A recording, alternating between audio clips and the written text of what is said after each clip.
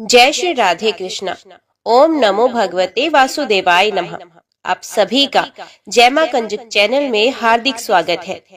आज के वीडियो में हम एकादशी व्रत पारण में तुलसी माता की कथा प्रस्तुत करने जा रहे हैं। उम्मीद करती हूँ कथा का पूरा फल लेने के लिए आप कथा को शुरू से लेकर अंत तक जरूर श्रवण करेंगे, क्योंकि कथा का पूरा फल हमें कथा को पूरा सुनने से ही मिलता है। आधा अधूरा छोड़ने से हम सिर्फ पाप के भागीदार बनते हैं।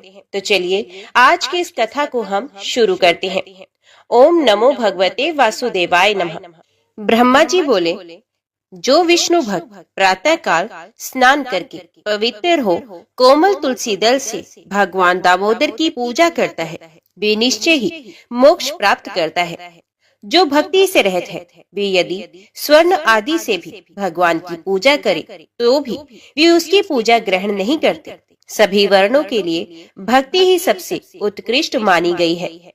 भक्तिहीन कर्म भगवान विष्णु को प्रसन्न करने वाला नहीं होता।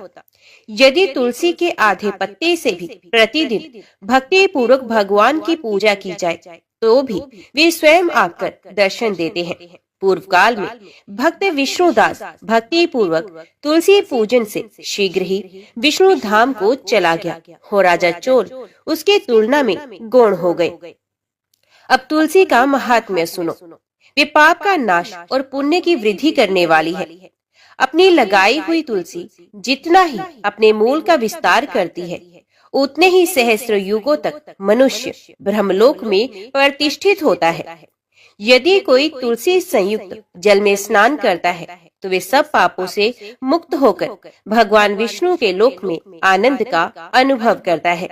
महामुनि, जो लगाने के लिए तुलसी का संग्रह करता है और लगाकर तुलसी का वन तैयार कर देता है, वे उतने से ही पाप मुक्त होकर ब्रह्मभाव को प्राप्त होता है।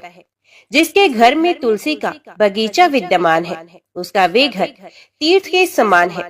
वहाँ यमराज के दूत नहीं जाते।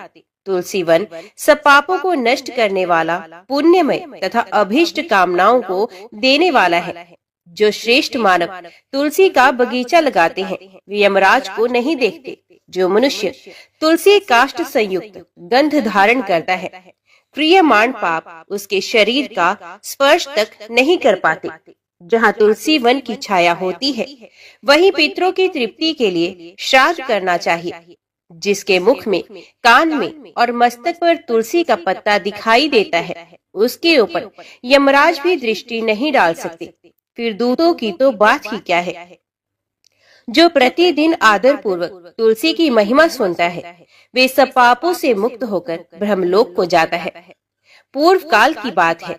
कश्मीर देश में हरिमेधा और सुमेधा नामक दो ब्राह्मण थे, जो भगवान विष्णु की भक्ति में संलग्न रहते थे।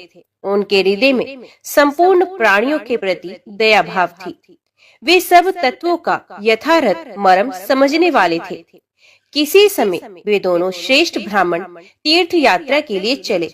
जाते जाते किसी दुर्गम वन में वे परिश्रम से व्याकुल हो गए। वहाँ उन्होंने एक स्थान पर तुलसी का वन देखा। उनमें से सुमेधा ने वे तुलसी का महान वन देखकर उसकी परिक्रमा की और भक्ति पूर्वक प्रणाम किया। ये देखकर हरिमेधा ने तुलसी का महात्म्य और फल जानने के लिए बड़ी प्रसन्नता के साथ बार बार पूछा, हे ब्राह्मण, अन्य देवताओं, तीर्थों, व्रतों और मुख्य मुख्य ब्राह्मणों के रहते हुए तुमने तुलसी वन का क्यों प्रणाम किया एवं उसकी परिक्रमा क्यों की? सुमेधा बोला, महाभाग सुनो, यहाँ धूप सता रही है, इसलिए हम लोग उस बरगद के समीप चलते हैं। उसकी छाया में बैठकर मैं यथार्थ रूप से सब बात बताऊंगा। वहाँ विश्राम करके सुमेधा ने हरिमेधा से कहा, विप्रवर, पूर्व काल में दुर्वासा के शाप से जब इंद्र का ऐश्वर्य क्षीण गया था, उस समय ब्रह्मा आदि देवताओं और असुरों ने मिलकर क्षीर सागर का मंथन किया था। उससे ऐरावत हाथी, कल्प वृक्ष, चंद्रमा, लक्ष्मी, उच्चे श्रवा घोड़ा, कौस्तुभ मणि तथा धन्वंतरी रूप भगवान श्री हरि और दिव्य औषधियां प्रकट हुई। तदंतर अजरता और अमरता प्रदान करने वाले उस अमृत कलश को दोनों हाथों में लिए हुए श्री विष्णु बड़े हर्ष को प्राप्त हुए। उनके नेत्रों से आनंद के अश्रु की कुछ बूंदें उस अमृत के ऊपर गिरी। उनसे तत्काल ही मंडलाकार तुलसी उत्पन्न हुई। इस प्रकार वहां प्रकट हुई लक्ष्मी तथा तुलसी को ब्रह्मा आदि देवताओं ने श्री हरि की सेवा में समर्पित कर दिया और भगवान ने उन्हें ग्रहण कर लिया। तब से तुलसी जी जगदीश्वर श्री विष्णु की अत्यंत प्रिय करने वाली हो गई। संपूर्ण देवता भगवत प्रिया तुलसी की श्री विष्णु के समान ही पूजा करते हैं। भगवान नारायण संसार के रक्षक हैं और तुलसी उनकी प्रियतमा है, इसलिए मैंने उन्हें प्रणाम किया है। सुमेधा इस प्रकार कह ही रहे थे कि सूर्य के समान अत्यंत तेजस्वी एक विशाल विमान उनके निकट ही दिखाई दिया। उन दोनों के आगे ही वे बरगद का वृक्ष गिर पड़ा और उससे दो दिव्य पुरुष निकले जो अपने तेज से सूर्य के समान संपूर्ण दिशाओं को प्रकाशित कर रहे थे। उन दोनों ने हरि मेधा और सुमेधा को प्रणाम किया। उन्हें देखकर वे दोनों ब्राह्मण भय से विवल हो गए और आश्चर्यचकित होकर बोले, आप दोनों कौन हैं? देवताओं के समान आपका सर्व मंगल में स्वरूप है। आप नूतन मंदार की माला धारण किए हुए देवता प्रतीत हो रहे हैं। उन दोनों के इस प्रकार पूछने पर वृक्ष से निकले हुए पुरुष बोले, विप्रवरो, आप दोनों ही हमारे माता पिता और गुरु हैं। बंधु आदि भी आप ही हैं, आप ही दोनों हैं। इतना कहकर उनमें से जो ज्येष्ठ था वे बोला, मेरा नाम आस्तिक है, मैं देवलोक का निवासी हूँ। एक दिन मैं नंदन वन में एक पर्वत पर क्रीड़ा करने के लिए गया। वहाँ देवांगनाओं ने मेरे साथ इच्छा अनुसार विहार किया। उस समय युवतियों के मोती और बेला के हार तपस्या करते हुए लोमश मुनि के ऊपर गिर पड़े। वे सब देखकर मुनि को बड़ा क्रोध हुआ। उन्होंने सोचा, स्त्रियां तो परतंत्र होती हैं, अतः ये उनका अपराध नहीं, ये दुराचारी आस्तिक ही शाप पाने योग्य है। ऐसा निश्चय करके उन्होंने मुझे शाप दे दिया, अरे तू ब्रह्म राक्षस होकर बरगद के वृक्ष पर निवास कर।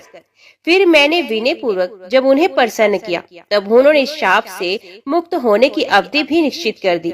जब तू किसी ब्राह्मण के मुख से भगवान विष्णु का नाम और तुलसी दल की महिमा सुनेगा, तब तत्काल तुझे उत्तम मोक्ष प्राप्त होगा। इस प्रकार मुनि का शाप पाकर मैं चिरकाल से अत्यंत दुखी हो इस वट वृक्ष पर निवास कर रहा था। आज देववश आप दोनों के दर्शन से मुझे निश्चय ही ब्राह्मण के शाप से छुटकारा मिल गया है। अब मेरे इस दूसरे साथी की कथा सुनिए। ये पहले एक श्रेष्ठ मुनि थे और सदा गुरु की सेवा में ही लगे रहते थे।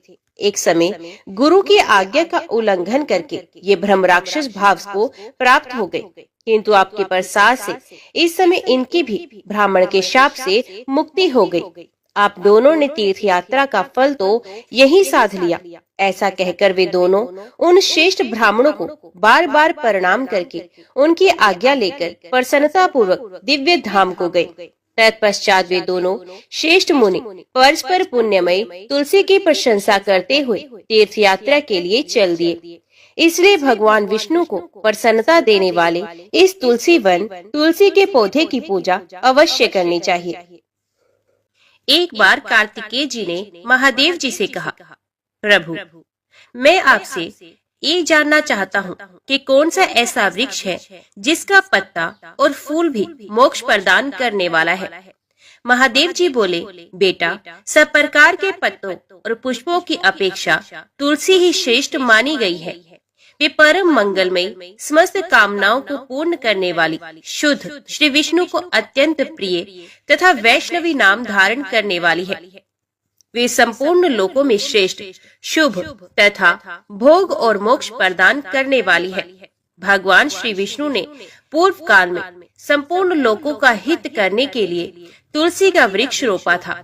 तुलसी के पत्ते और पुष्प सब धर्मों में प्रतिष्ठित है। जैसे भगवान श्री विष्णु को लक्ष्मी और मैं दोनों प्रिय हैं, उसी प्रकार ये तुलसी देवी भी परम प्रिय है। हम तीन के सिवा कोई चौथा ऐसा नहीं जान पड़ता जो भगवान को इतना प्रिय हो। तुलसी दल के बिना दूसरे फलों, फूलों, पत्तों तथा चंदन आदि के लेपों से भगवान श्री विष्णु को उतना संतोष नहीं होता। जिसने तुलसी दल के द्वारा पूर्ण श्रद्धा के साथ प्रतिदिन भगवान श्री विष्णु का पूजन किया है, उसने दान, होम, यज्ञ और व्रत आदि सब पूर्ण किए हैं। तुलसी दल से भगवान की पूजा कर लेने पर कांति, सुख, भोग सामग्री, यश, लक्ष्मी, श्रेष्ठ कुल, शील पत्नी, पुत्र, कन्या, धन, राज्य, आरोग्य, ज्ञान, विद्वान, वेद, वेदांग, शास्त्र, पुराण, तंत्र और संहिता सब कुछ मैं कर्तलगत समझता हूँ। जैसे पुण्य सलिला गंगा मुक्ति प्रदान करने वाली है, उसी प्रकार ये तुलसी भी कल्याण करने वाली है। सकन, यदि मंजरे युक्त तुलसी पत्रों के द्वारा भगवान श्री विष्णु की पूजा की जाए तो उसके पुण्य फल का वर्णन करना असंभव है। जहाँ तुलसी का वन है वहीं भगवान श्री विष्णु की समीपता है तथा वहीं ब्रह्मा और लक्ष्मी जी भी संपूर्ण देवताओं के साथ विराजमान है। इसलिए अपने निकटवर्ती स्थान में तुलसी देवी को रोपकर उनकी पूजा अवश्य करनी चाहिए। तुलसी के निकट जो स्तोत्र, मंत्र आदि का जप किया जाता है वे सब अनंत गुना फल देने वाला होता है। प्रेत, पिशाच, कुष्मांड, ब्रह्म, राक्षस, भूत और दैत्य आदि सब तुलसी के वृक्ष से दूर भागते हैं। ब्रह्म हत्या आदि पाप तथा पाप और खोटे विचार से उत्पन्न होने वाले रोग ये सब तुलसी वृक्ष के समीप नष्ट हो जाते हैं। जिसने श्री भगवान की पूजा के लिए पृथ्वी पर तुलसी का बगीचा लगा रखा है, उसने उत्तम दक्षिणाओं से युक्त 100 यज्ञों का विधिवत अनुष्ठान पूर्ण कर लिया है। जो श्री भगवान के प्रतिमाओं तथा शालिग्राम शिलाओं पर चढ़े हुए तुलसी दल को प्रसाद के रूप में ग्रहण करता है, वे श्री विष्णु के सायुज्य को प्राप्त होता है। जो श्री हरि की पूजा करके उन्हें निवेदन किए हुए तुलसी दल को अपने मस्तक पर धारण करता है, वे पाप से शुद्ध होकर स्वर्गलोक को प्राप्त होता है। कलयुग में तुलसी का पूजन, कीर्तन, ध्यान, रोपण और धारण करने से वे पाप को जलाती और स्वर्ग एवं मोक्ष प्रदान करती है। जो तुलसी के पूजन आदि का दूसरों को उपदेश देता और स्वयं भी आचरण करता है, वे भगवान श्री लक्ष्मीपति के परम धाम को प्राप्त होता है। जो वस्तु भगवान श्री विष्णु को प्रिय जान पड़ती है वे मुझे भी अत्यंत प्रिय है। श्राद्ध और यज्ञ आदि कार्यों में तुलसी का एक भी पत्ता महान पुण्य प्रदान करता है। जिसने तुलसी की सेवा की है उसने गुरु, ब्राह्मण, देवता और तीर्थ सबका भली भांति सेवन किया है। इसलिए षडानन, तुम तुलसी का सेवन करो। जो शिखा में तुलसी स्थापित करके प्राणों का परित्याग करता है वे पाप राशि से मुक्त हो जाता है। राजसूय आदि यज्ञ, भांति भांति के व्रत तथा संयम के द्वारा धीर पुरुष जिस गति को प्राप्त करता है वहीं उसे तुलसी की सेवा से मिल जाती है। तुलसी के एक पत्र से श्री हरि की पूजा करके मनुष्य वैष्णव तप को प्राप्त करता है। उसके लिए अन्यान्य शास्त्रों के विस्तार की क्या आवश्यकता है। जिसने तुलसी की शाखा तथा कोमल पत्तियों से भगवान श्री विष्णु की पूजा की है वे कभी माता का दूध नहीं पीता, उसका पुनर्जन्म नहीं होता। कोमल तुलसी दलों के द्वारा प्रतिदिन श्रीहरि की पूजा करके मनुष्य अपनी सैकड़ों और हजारों पीढ़ियों को पवित्र कर सकता है। तात, ये मैंने तुमसे तुलसी के प्रधान गुण बतलाए हैं। संपूर्ण गुणों का वर्णन तो बहुत अधिक समय लगाने पर भी नहीं हो सकता। ये उपाख्यान पुण्य राशि का संचय करने वाला है। जो प्रतिदिन इसका श्रवण करता है वे पूर्व जन्म के किए हुए पाप तथा जन्म मृत्यु के बंधन से मुक्त हो जाता है। बेटा, इस अध्याय के पाठ करने वाले मनुष्य को कभी रोग नहीं सताते, अज्ञान उसके निकट नहीं आता, उसकी सदा विजयी होती है। ब्राह्मणों ने कहा, गुरुदेव, हमने आपके मुख से तुलसी के पत्र और पुष्प का शुभ महात्म्य सुना जो भगवान श्री विष्णु को बहुत ही प्रिय है। अब हम लोग तुलसी के पुण्य में स्तोत्र का श्रवण करना चाहते हैं। व्यास जी बोले, हे ब्राह्मणों, पहले सकन पुराण में मैं जो कुछ बतला आया हूँ वो यहाँ भी कहता हूँ। शैतानंद मुनि के शिष्य कठोर व्रत का पालन करने वाले थे। उन सबों ने एक दिन अपने गुरु को प्रणाम करके परम पुण्य और हित की बात पूछी। शिष्यों ने कहा, हे नाथ, ब्रह्मवेत्ताओं में श्रेष्ठ, आपने पूर्व काल में ब्रह्मा जी के मुख से तुलसी जी के जिस स्तोत्र का श्रवण किया था उसको हम आपसे सुनना चाहते हैं। शतानंद जी बोले, हे शिष्यगण, तुलसी का नाम उच्चारण करने पर असुरों का दर्प दलन करने वाले भगवान श्री विष्णु प्रसन्न होते हैं। मनुष्य के पाप नष्ट हो जाते हैं तथा उसे अक्षय पुण्य की प्राप्ति होती है, जिसके दर्शन मात्र से करोड़ों गोदान का फल होता है। उस तुलसी का पूजन और वंदन लोग क्यों न करें। कलयुग के संसार में वे मनुष्य धन्य हैं जिनके घर में शालिग्राम शिला का पूजन संपन्न करने के लिए प्रतिदिन तुलसी का वृक्ष भूतल पर लहलहाता रहता है। जो कलयुग में भगवान श्री केशव की पूजा के लिए पृथ्वी पर तुलसी का वृक्ष लगाते हैं, उन पर यदि यमराज अपने किंकरों सहित रुष्ट हो जाए तो भी वे उनका क्या कर सकते हैं। तुलसी, तुम अमृत से उत्पन्न हो और केशव को सदा ही प्रिय हो। हे कल्याणी, मैं भगवान की पूजा के लिए तुम्हारे पत्तों को चुनता हूँ। तुम मेरे लिए वरदायिनी बनो।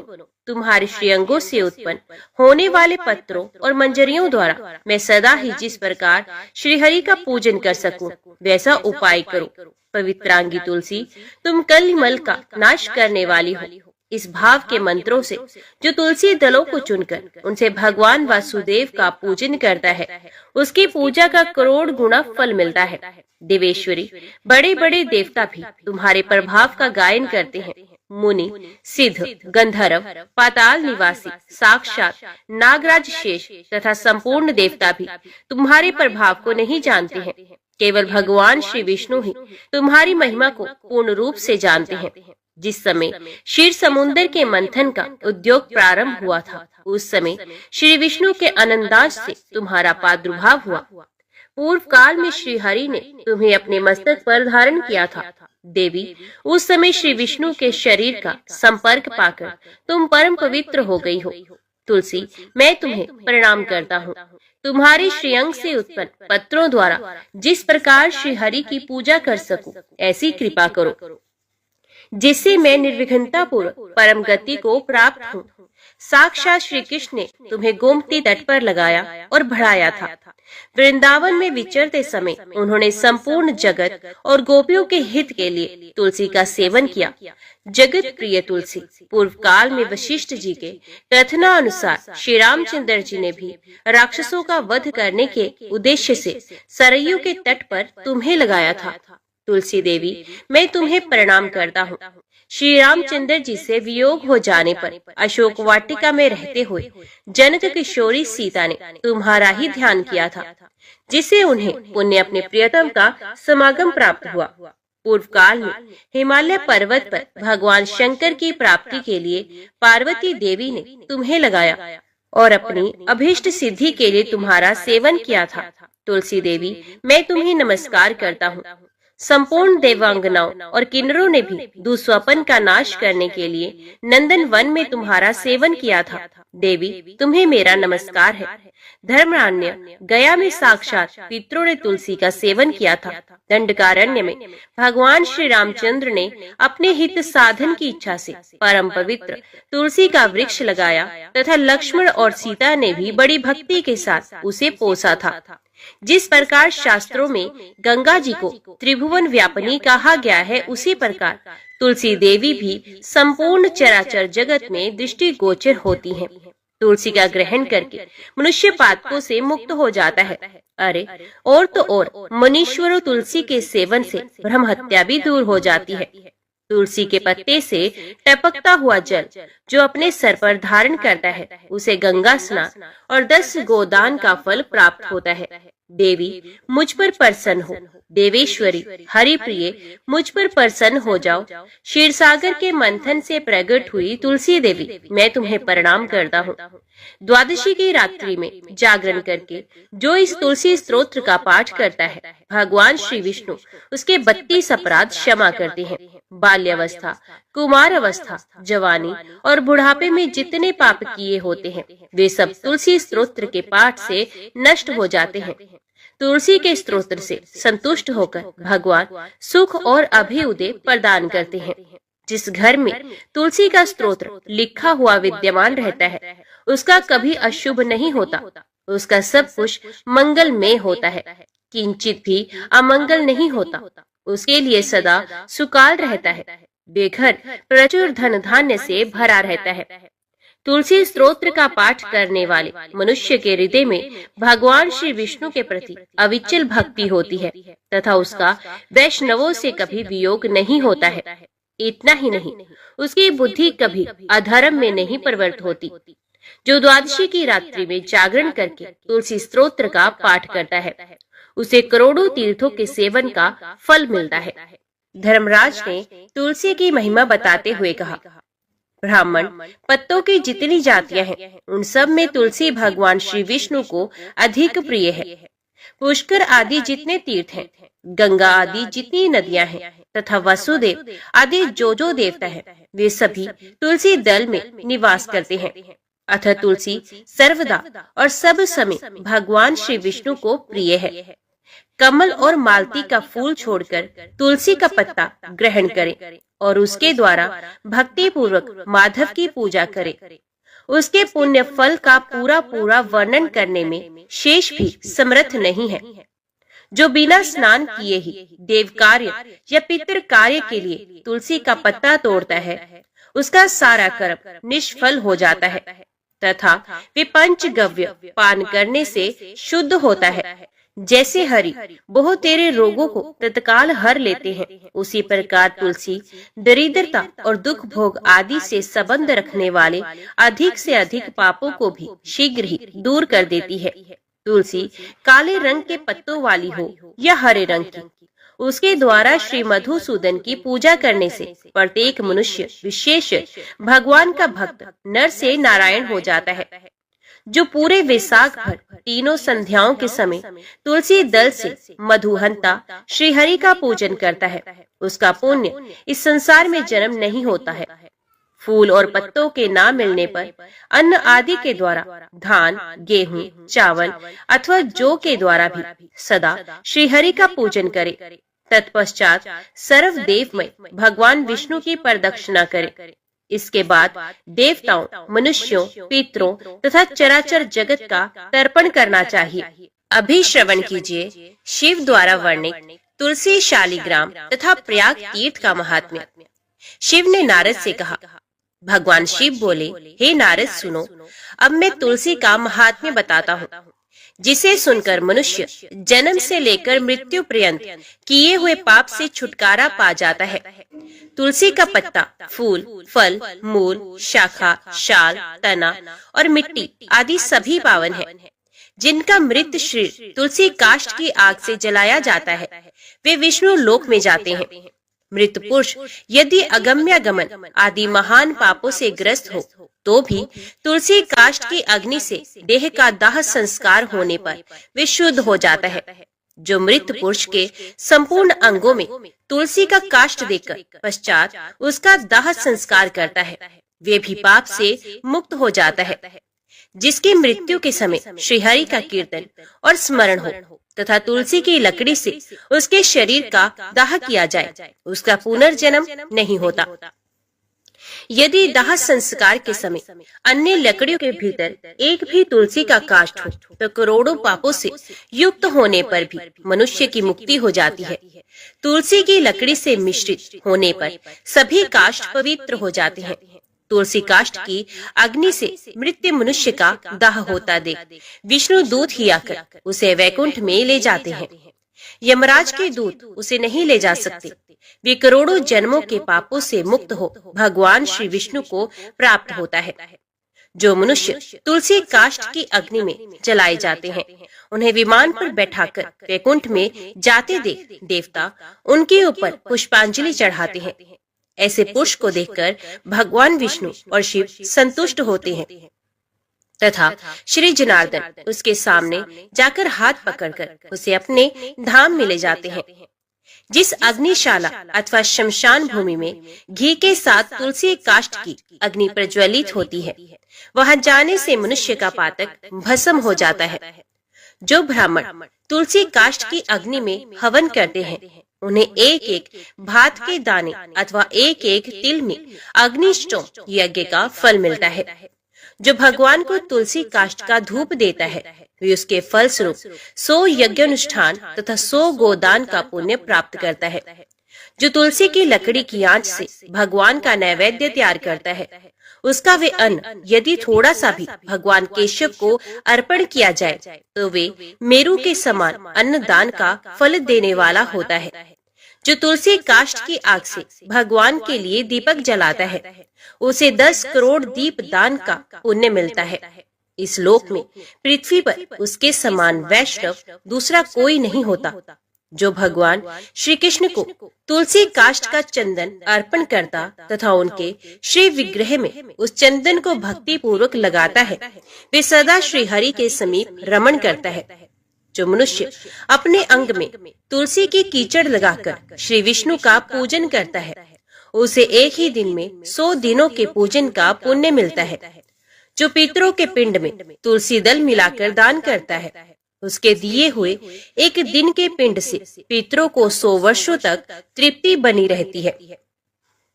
तुलसी की जड़ की मिट्टी के द्वारा विशेष रूप से स्नान करना चाहिए। इससे जब तक वे मिट्टी शरीर में लगी रहती है तब तक स्नान करने वाले पुरुष को तीर्थ स्नान का फल मिलता है। जो तुलसी की नई मंजरी से भगवान की पूजा करता है उसे नाना प्रकार के पुष्पों द्वारा किए हुए पूजन का फल मिलता है।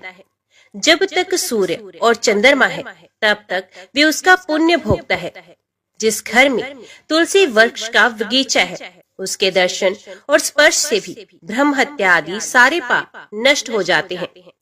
जिस घर, गांव अथवा वन में तुलसी का वृक्ष हो वहाँ जगदीश्वर श्री विष्णु प्रसन्नचित होकर निवास करते हैं। उस घर में दरिद्रता नहीं आती और वे बंधुओं से वियोग नहीं होता। जहाँ तुलसी विराजमान होती है वहाँ दुख, भय और रोग नहीं ठहरते। यूं तो तुलसी सर्वत्र ही पवित्र होती है किंतु पुण्य क्षेत्र में वे अधिक पावन मानी गई है। भगवान के समीप पृथ्वी तल पर तुलसी को लगाने से सदा विष्णु पर वैकुंठ धाम की प्राप्ति होती है। तुलसी द्वारा भक्ति पूर्वक पूजित होने पर शांति कारक भगवान श्री हरि भयंकर उत्पातों, रोगों तथा अनेक दुर्निमित्तों का भी नाश करते हैं। जहाँ तुलसी की सुगंध लेकर हवा चलती है वहाँ की 10 दिशाएं और चारों प्रकार के जीव पवित्र हो जाते हैं। मुनि श्रेष्ठ, जिस ग्रह में तुलसी के मूल की मिट्टी मौजूद है वहाँ संपूर्ण देवता तथा कल्याण में भगवान श्री हरि सर्वदा स्थित रहते हैं। ब्राह्मण तुलसी वन की छाया जहाँ जहाँ जाती हो वहाँ पितरों की तृप्ति के लिए तर्पण करना चाहिए। नारद, जहाँ तुलसी का समुदाय पड़ा हो वहाँ किया हुआ पिंडदान आदि पितरों के लिए अक्षय होता है। तुलसी की जड़ में ब्रह्मा, मध्य भाग में भगवान जनार्दन तथा मंजरी में श्री रुद्र देव का निवास है। इसी से वे पावन मानी गई है। विशेष शिव मंदिर में यदि तुलसी का वृक्ष लगाया जाए तो उससे जितने बीज तैयार होते हैं उतने ही युगों तक मनुष्य स्वर्गलोक में निवास करता है। जो पार्वण श्रद्धा के अवसर पर श्रावण मास में तथा संक्रांति के दिन तुलसी का पौधा लगाता है उसके लिए वे अत्यंत पुण्यदायिनी होती है। जो प्रतिदिन तुलसी दल से भगवान की पूजा करता है वे यदि दरिद्र हो तो धनवान हो जाता है। तुलसी की मूर्ति संपूर्ण सिद्धियां प्रदान करती है। वे श्री कृष्ण की कीर्ति प्रदान करती है। जहाँ शालिग्राम की शिला होती है वहाँ श्री हरि का सानिध्य बना रहता है। वहाँ किया हुआ स्नान और दान काशी से 100 गुना अधिक महत्वशाली है। शालिग्राम की पूजा से कुरुक्षेत्र, प्रयाग तथा नैमिषारण्य की अपेक्षा कोटि गुना पुण्य मिलता है। जहाँ कहीं शालिग्राम में मुद्रा हो वहाँ काशी का सारा पुण्य प्राप्त हो जाता है। मनुष्य ब्रह्म हत्या आदि जो कुछ पाप करता है वे सब शालिग्राम शिला की पूजा से शीघ्र ही नष्ट हो जाता है। नारद, अब मैं वेदों में कही हुई प्रयाग तीर्थ की महिमा का वर्णन करता हूँ। जो मनुष्य पुण्य कर्म करने वाले हैं वे ही प्रयाग में निवास करते हैं। जहाँ गंगा, यमुना, सरस्वती तीनों नदियों का संगम है वही तीर्थ प्रवर प्रयाग है। वे देवताओं के लिए भी दुर्लभ है। इसके समान तीर्थ तीनों लोकों में ना कोई हुआ है और ना ही कोई होगा। जैसे ग्रहों में सूर्य और नक्षत्र में चंद्रमा श्रेष्ठ है, उसी प्रकार सब तीर्थों में प्रयाग नामक तीर्थ उत्तम है। विद्वान जो प्रातःकाल प्रयाग में स्नान करता है वे महान पाप से मुक्त हो परम पद को प्राप्त होता है। जो दरिद्रता को दूर करना चाहता हो उसे प्रयाग में जाकर कुछ दान करना चाहिए। जो मनुष्य प्रयाग में जाकर वहां स्नान करता है वे धनवान और दीर्घजीवी होता है। वहां जाकर मनुष्य अक्षयवट का दर्शन करता है। उसके दर्शन मात्र से ब्रह्मत्या का पाप नष्ट होता है। उसे आदिवट कहा गया है। कल्पांत में भी उसका दर्शन होता है। उसके पत्र पर भगवान विष्णु शयन करते हैं, इसलिए वे अविनाशी माना गया है। विष्णु भक्त मनुष्य प्रयाग में अक्षयवट का पूजन करते हैं। उस वृक्ष में सूत लपेटकर उसकी पूजा करनी चाहिए। वहाँ माधव नाम से प्रसिद्ध भगवान विष्णु नित्य विराजमान रहते हैं। उनका दर्शन अवश्य करना चाहिए। ऐसा करने वाला पुरुष महापापों से छुटकारा पाता है। देवता, ऋषि और मनुष्य सभी वहाँ अपने अपने योग्य स्थान का आश्रय लेकर नित्य निवास करते हैं। गो हत्यारा, चांडाल, दुष्ट, दूषित हृदय, बालघाती तथा अज्ञानी मनुष्य भी यदि वह मृत्यु को प्राप्त होता है तो चतुर्भुज रूप धारण करके सदा ही वैकुंठ धाम में निवास करता है। जो मानव प्रयाग में माघ स्नान करता है उसे प्राप्त होने वाले पुण्य फल की कोई गणना नहीं। भगवान नारायण प्रयाग में स्नान करने वाले पुरुषों को भोग और मोक्ष प्रदान करते हैं। जैसे ग्रहों में सूर्य और नक्षत्रों में चंद्रमा श्रेष्ठ है, उसी प्रकार महीनों में माघ मास श्रेष्ठ है। ये सभी कर्मों के लिए उत्तम है। विद्वान ये माघ मकर का योग चराचर त्रिलोकी के लिए दुर्लभ है, जिसमें यत्न पूर्वक 7, 5 अथवा 3 दिन भी प्रयाग स्नान कर लेता है उसका अभ्युदय होता है। मनुष्य आदि चराचर जीव प्रयाग तीर्थ का सेवन करके वैकुंठ लोक को प्राप्त होते हैं। दिव्य लोक में रहने वाले जो वशिष्ठ और सनकादि ऋषि हैं, वे भी प्रयाग तीर्थ को बारंबार सेवन करते हैं। विष्णु, रुद्र और इंद्र भी तीर्थ प्रवर प्रयाग में निवास करते हैं। प्रयाग में दान और नियमों के पालन की प्रशंसा होती है। वहाँ स्नान और जलपान करने से पुनर्जन्म नहीं होता। श्री भगवान कहते हैं, हे ब्राह्मण, कांपिल्य नगर में वीरबाहु नाम से प्रसिद्ध एक राजा हो गए हैं। वे सत्यवादी, क्रोध पर विजय पाने वाले, ब्रह्म ज्ञानी तथा मेरे भक्त थे। उनका स्वभाव बड़ा दयालु था। वे वैष्णवों के भक्त थे और मेरी कथा सुनने में सदा रुचि रखते थे।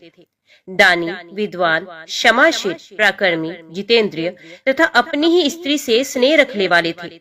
उनकी स्त्री पतिव्रता, परम साध्वी तथा मेरी भक्ति में तत्पर रहने वाली थी। अपनी उस रानी के साथ वे समूची पृथ्वी का पालन करते और मेरे सिवा दूसरी किसी देवता को नहीं जानते थे। एक दिन महामुनि भारद्वाज महात्मा वीरबाहु के घर पधारे। उन्हें देखकर राजा ने विधि पूर्वक अर्घ्य दे उनका स्वागत सत्कार किया। अपने ही हाथ से उनके लिए आसन बिछाया और बड़ी भक्ति से प्रणाम करके मुनि के आगे खड़े होकर बोले, हे ब्रह्म ऋषि, आज मेरा जन्म सफल हो गया।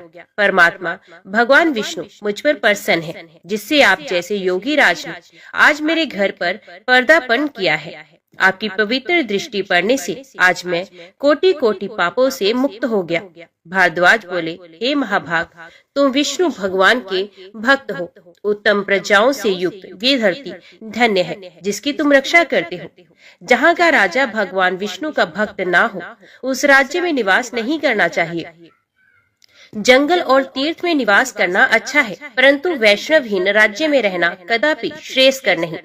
जहाँ भगवत भक्त राजा इस पृथ्वी का शासन करता है, उस पाप शून्य राज्य को वैकुंठ मानना चाहिए। जैसे मंत्रहीन आहुति, मरे हुए बछड़े वाली गाय का दूध, दशमी विद्या एकादशी, लंबे लंबे केश रखने वाली विधवा तथा स्नान के बिना व्रत, ये सब श्रेष्ठ नहीं माने जाते, उसी प्रकार बिना वैष्णव का राज्य भी अच्छा नहीं है। राजन, मैंने जो तुम्हारी ओर देखा है उस मेरी दृष्टि सफल हो गई। जो तुम्हारे साथ वार्तालाप करती है वे मेरी वाणी भी आज सफल हो गई। तुम भगवान विष्णु के भजन में तत्पर रहने वाले परम पवित्र राजा हो। मैंने तुम्हारा दर्शन कर लिया। तुम्हारा कल्याण हो, तुम सुखी रहो। अब मैं जाऊंगा। इसी समय महारानी कांतिमती ने भी आकर मुनि श्रेष्ठ भारद्वाज को प्रणाम किया। तब मुनि ने उन्हें आशीर्वाद देते हुए कहा, सुंदरी, तुम सौभाग्यवती और पतिव्रता रहो। शुभे, भगवान विष्णु में तुम्हारी अविचल भक्ति हो।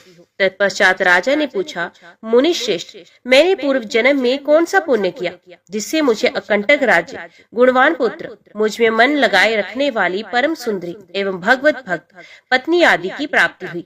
मुनि, मैं कौन था और मेरी ये स्त्री कौन थी? भारद्वाज ने कहा, राजन, तुम पूर्व जन्म में जीव, हिंसा प्राण शूद्र थे, नास्तिक, दुराचारी, परिस्त्रीगामी, कृतघ्न, उदंड और सदाचार शून्य थे। परंतु तुम्हारी जो स्त्री थी, ये पूर्व जन्म में भी तुम्हारी ही पत्नी थी। इसके लिए मन, वाणी और क्रिया द्वारा सेवन करने योग्य तुम्हारे सिवा दूसरा कोई नहीं था।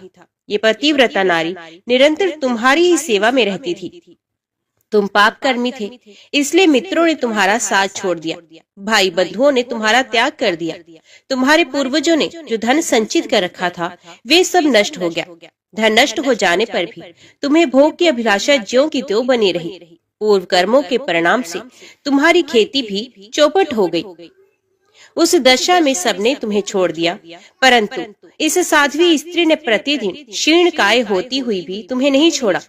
सब ओर से विफल मनोरथ होकर तुम निर्जन वन में चले गए और वहां अनेक प्रकार के जीवों को मारकर अपना पोषण करने लगे। इस प्रकार रहते हुए तुम्हें बहुत वर्ष बीत गए। एक दिन की बात है, एक महामुनि राह भूल कर उधर आ निकले। वे श्रेष्ठ ब्राह्मण थे और उनका नाम देव शर्मा था। उन्हें दिशा का भी ज्ञान नहीं था। वे भूख और प्यास के अत्यंत पीड़ित होकर दोपहर के समय वन में गिर पड़े। उस दुख से पीड़ित ब्राह्मण को देखकर तुम्हारे मन में दया आ गई। वे बूढ़े थे और तुमसे अपरिचित भी थे, तो भी तुमने उनका हाथ पकड़ उठाया और कहा, ब्रह्म ऋषि, तुम कृपा करके मेरे आश्रम पर चलो। वहाँ जल से भरा हुआ सरोवर है जो कमलों के समुदाय से सदा सुशोभित रहता है। वे आश्रम सुंदर फल फूलों वाले मनोहर वृक्षों से घिरा हुआ है। वहाँ ठंडे जल में स्नान करके नित्य क्रम करो। उसके बाद फल खाओ और शीतल जल पियो। ब्राह्मण को कुछ चेत हुआ और वे उस शूद्र का हाथ पकड़कर जलाशय के समीप बैठ गए। वहाँ सरोवर के तट पर वृक्ष के छाया में बैठे, फिर विधि पूर्वक स्नान करके देवताओं और पितरों का तर्पण करने के पश्चात भगवान विष्णु की पूजा की और शीतल जल पिया। वृक्ष के नीचे आकर जब वे विश्राम करने लगे, तब वो शूद्र ने अपनी स्त्री के साथ आकर मुनि को साष्टांग प्रणाम किया और बड़ी भक्ति से कहा, ब्रह्म ऋषि, आप हमारे अतिथि हैं और हम दोनों का उद्धार करने के लिए ही यहाँ पधारे हैं। आपके दर्शन मात्र से हमारे सब पापों का नाश हो गया। ये कहकर उसने अपनी स्त्री से कहा, प्रिय, इन ब्राह्मण देवता के लिए तुम स्वादिष्ट, कोमल, सरस, पके हुए तथा प्रिय लगने वाले फल अर्पण करो। ब्राह्मण बोला, बेटा, मैं तुम्हें नहीं जानता। पहले तुम अपनी जाति और कुल का परिचय दो, क्योंकि बिना जाने हुए ब्राह्मण के यहाँ भी भोजन नहीं करना चाहिए। शूद्र ने कहा, हे द्विश्रेष्ठ, मैं शूद्र हूँ। मेरे दुष्ट बंधुओं ने मुझे त्याग दिया है। वे दोनों इस प्रकार बात कर ही रहे थे, इतने में ही शूद्र की पत्नी ने ब्राह्मण के आगे फल परोस दिए। ब्राह्मण ने उन फलों का भोजन किया और ठंडा जल पीकर उनका चित्त बहुत प्रसन्न हुआ। वहाँ सुख पाकर उन्होंने वृक्ष के नीचे विश्राम किया। शूद्र ने भी घर में जाकर अपनी पत्नी के साथ भोजन किया और फिर ब्राह्मण के समीप आकर कहा, मुनि श्रेष्ठ, आप कहाँ से इस निर्जन वन में आए हैं? ब्राह्मण ने उत्तर दिया, हे महाभाग, मैं ब्राह्मण हूँ और प्रयाग जाना चाहता हूँ। अपरिचित मार्ग से चलकर इस भयंकर वन में आ गया। तुमने आज मुझे जीवन दान दिया, बोलो मैं तुम्हारा क्या उपकार करूं? शूद्र बोला, राजा भीम से सुरक्षित विदर्भ नगरी मेरा निवास स्थान है। मैं महाराष्ट्र प्रांत का रहने वाला हूँ। मेरी जाति शूद्र है। मैं सदा पाप में ही लगा रहा। अपने वर्ण धर्म को मैंने छोड़ दिया। फिर बंधुओं ने मुझे त्याग दिया और मैं इस वन में चला आया। यहाँ प्रतिदिन जीव हिंसा करके अपनी स्त्री के साथ जीवन निर्वाह करता हूँ। महामुने, अब इस पातक से मुझे अत्यंत खेद और वैराग्य हो गया है। प्रभु, मुझ पापी के ऊपर कुछ दया कीजिए। द्विश्रेष्ठ, मेरे किसी पूर्व पुण्य के प्रभाव से आप यहाँ आए हैं। आप कृपा करके ऐसा उपदेश दे जिसके प्रभाव से मुझे अपनी पत्नी के साथ यमराज का दर्शन न करना पड़े। मैं भगवान विष्णु को छोड़कर और कुछ नहीं चाहता। देव शर्मा ने कहा, शूद्र, सहसा तुम्हारे मन में भगवान विष्णु के ऊपर जो ऐसी पूर्ण श्रद्धा बुद्धि हुई है, इससे तुम तीर्थ और व्रत के बिना ही करोड़ों पापों से मुक्त हो गए हो। आतिथ्य, सत्कार और भक्ति से तुम्हें भगवान विष्णु का पद प्राप्त हुआ। यूं कहकर देव शर्मा ब्राह्मण तीर्थराज प्रयाग को चले गए। राजन, तुमने जो कुछ भी पूछा था वे सब कुछ मैंने तुमसे कह सुनाया। राजा बोले, हे ब्राह्मण, संपूर्ण एकादशी की उत्तम विधि का उपदेश कीजिए, जिससे भगवान विष्णु की प्रसन्नता प्राप्त हो। ऋषि ने कहा, राजन, सभी द्वादशी तिथियों को कल्याण में अखंड एकादशी व्रत का पालन करना चाहिए। दशमी को नक्त व्रत करें, एकादशी को दिन में और रात्रि में भी उपवास करें और द्वादशी को पारणा के साथ केवल एक बार भोजन करें। इसे अखंडा एकादशी कहते हैं। दिन के 8वें भाग में जब सूर्य की ज्योति मंद हो गई हो, उसी समय को नक्त जानना चाहिए। उसी में किए हुए भोजन को नक्त व्रत कहते हैं। रात्रि में भोजन करने का नाम नक्त व्रत नहीं है। कांसे के बर्तन में भोजन उड़द, मसूर, चना, कोदो, साग, शहद, दूसरे का अन्न, दोबारा भोजन और मैथुन, इन 10 वस्तुओं को विष्णु भक्त मनुष्य दशमी को त्याग दे। बार बार जलपान, हिंसा, अपवित्रता, असत्य भाषण, पान चबाना, दातन करना, दिन में सोना, मैथुन सेवन, जुआ खेलना, रात में सोना और पतित मनुष्यों से वार्तालाप करना, विष्णु भक्त पुरुष इन 11 बातों को एकादशी के दिन में त्याग दे। एकादशी को भगवान से प्रार्थना करें कि हे केशव, आज आपकी प्रसन्नता के लिए मेरे द्वारा दिन और रात में संयम नियम का पालन हो। मेरी सोई हुई इंद्रियों के द्वारा यदि स्वप्न में कोई विकलता भोजन या मैथुन की क्रिया हो जाए अथवा मेरे दांतों के अंदर यदि पहले से अन्न सटा हो, तो हे पुरुषोत्तम, इन सब बातों को क्षमा कीजिए। पापों से निर्वृत्त होकर जो गुणों के साथ वास किया जाए, उसी को उपवास समझना चाहिए। शरीर को सुखाड़ डालने का नाम उपवास नहीं है। पहले कही हुई 10 बातें तथा पराया अन्न, शहद और शरीर में तेल मलना आदि कार्य द्वादशी के दिन विष्णु भक्त पुरुष ना करे। फिर द्वादशी आने पर भगवान से इस प्रकार प्रार्थना करे, हे भगवान गरुड़ध्वज, आज सब पापों का नाश करने वाली पुण्यमयी पवित्र द्वादशी तिथि मेरे लिए प्राप्त हुई है। इसमें मैं पारण करूंगा, अब प्रसन्न होइए। तदंतर ब्राह्मणों को भोजन कराकर स्वयं भोजन करें। इस विधि से जब तक वर्ष की समाप्ति हो तब तक विद्वान पुरुष एकादशी व्रत करता रहे। वर्ष पूरा होने पर उसका उद्यापन करे। हर मास के शुभ शुक्ल पक्ष में एकादशी का उद्यापन किया जाता है। उसमें विधि के जानने वाले 12 ब्राह्मणों को आमंत्रित करके 13वें विद्यज्ञ आचार्य को पत्नी सहित आमंत्रित करे। यजमान स्नान करके पवित्र हो, श्रद्धा एवं इंद्रिय संयम पूर्वक पादम, अर्घ्य और वस्त्र आदि सामग्रियों से आचार्य आदि का पूजन करे। तत्पश्चात आचार्य उत्तम रंगों से चक्र कमल संयुक्त सर्वतो भद्र मंडल बनाए। उस मंडल को श्वेत वस्त्र से आवेष्टित करे। फिर पंच पल्लव तथा पंच रत्न से युक्त कर्पूर और अगुरु की सुगंध से वासित जल पूर्ण कलश को लाल कपड़े से वेष्टित करके उसके ऊपर तांबे का पूर्ण पात्र रखे। साथ ही उस कलश को फूलों की मालाओं से भी आवेष्टित करे और उसे सर्वतो भद्र मंडल के ऊपर स्थापित करे। कलश के ऊपर भगवान श्री लक्ष्मी नारायण की स्थापना करे। तदंतर 12 मासों के अधिपतियों की स्थापना करके अखंड व्रत की पूर्ति के लिए उनका पूजन करना चाहिए। मंडल से पूर्व भाग में शुभ शंख की स्थापना करते हुए कहें, हे पांचजन्य, तुम पहले समुद्र से उत्पन्न हुए, फिर भगवान विष्णु ने तुम्हें अपने हाथों में धारण किया। संपूर्ण देवताओं ने तुम्हारे रूप को संवारा है, तुम्हें नमस्कार है। फिर सर्वतो ब्रह्मंडल के उत्तर दिशा में हवन के लिए वेदी बनाए और संकल्प पूर्वक वेदोक्त विष्णु संबंधी मंत्रों से हवन करें। फिर भगवान विष्णु की प्रतिमा का स्थापन और पुरुष सुख एवं पौराणिक शुभ मंत्रों से उसका पूजन करें। नैवेद्य चढ़ाएं, धूप दीप आदि उपहार भेंट करके आरती उतारे। फिर यक्ष कर्दम, कर्पूर, अगुर, कस्तूरी और कंकोल से बनाए हुए अंग लेप से पूजा करके परिक्रमा करें। ब्राह्मणों से स्वसित वाचन कराकर नमस्कार करें। उसके बाद ब्राह्मणों को आचार्य आदि क्रम से वैदिक मंत्रों का जप करना चाहिए। जबकि अंत में भगवान विष्णु का कलश के ऊपर स्थापन करना चाहिए। सवेरे दिन निकलने पर नीचे लिखे क्रम से हवन करें। यज्ञ अग्नि क्रिया प्रायण पुरुष पहले पात्र स्थापन करके विधि पूर्वक पूजा करने के पश्चात स्तुति करे। उसके बाद अपनी शाखा के गृह सूत्र में बताई हुई विधि के अनुसार चरु पूर्वक होम करे। चरु 2 पात्रों में तैयार करे।